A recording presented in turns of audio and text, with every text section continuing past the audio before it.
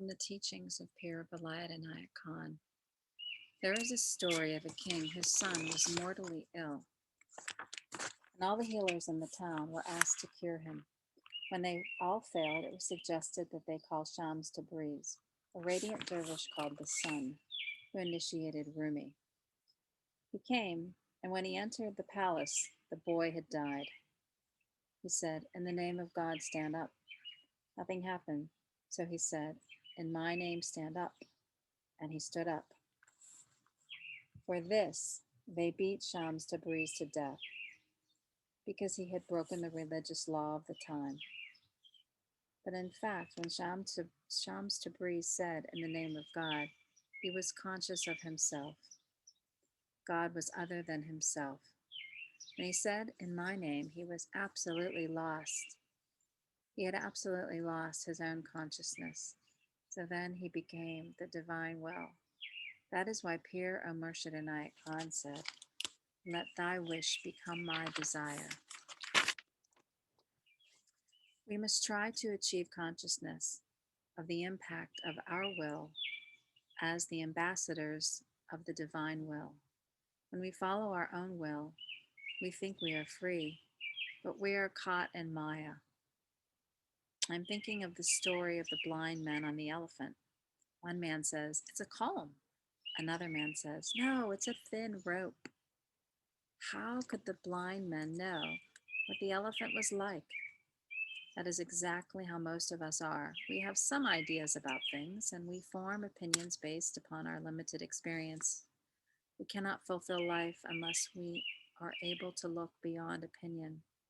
But most of us are imprisoned. We are not free because we are stilted by other things, and yet we are living at a time when people are crying for freedom.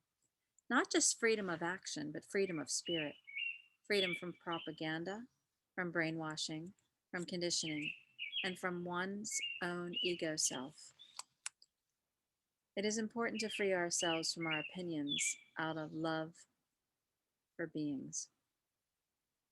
It is our love for beings that helps us to overcome our opinions. Otherwise, we indulge ourselves in our limited vision and satisfaction.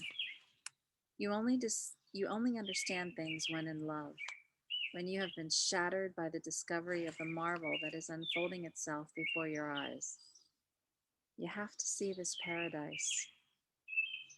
But since normally all you look on is the appearance of things, then all you know is opinions of people. Therefore, you have to accept, as the Sufis say, the shattering of your own standards upon the rock of truth. You must go through the dark night of the soul like St. John of the Cross when he said, "My mind cannot help me anymore." It is a computer that is not capable of sensing reality beyond a certain limit. When our understanding breaks down before so much glory of life, then all our opinions are shattered before reality. Reality is revealed to us in the moment of freedom with a great upsurge of understanding of the divine intention. You thought you understood it while you were judging from your own mind. Then suddenly you find yourself wrong and you do not know how to proceed any further. You feel you have exhausted every venue of your understanding, yet suddenly, in this sense of bewilderment, you find a breakthrough. Why do you think things happen the way they do? We would like so much to know. Why does this wonderful person have to die? Why must this person who has been serving people be victimized? Why? Why? Why do things happen the way they could happen if they would happen the way they should? To understand that which is beyond our intelligence, there is that moment where you abandon understanding in the hands of God.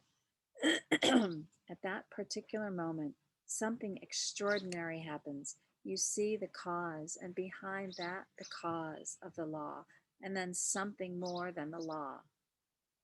What was it all for? What is the whole creation for? We have been given this sense of destiny so that God could become a reality through humanity. And that is why our hearts are so sore when we feel that there is such a betrayal of the divinity of God. God seems to have landed her or himself into the hands of human beings. That's from the teachings of Pir Valayat, Inayat.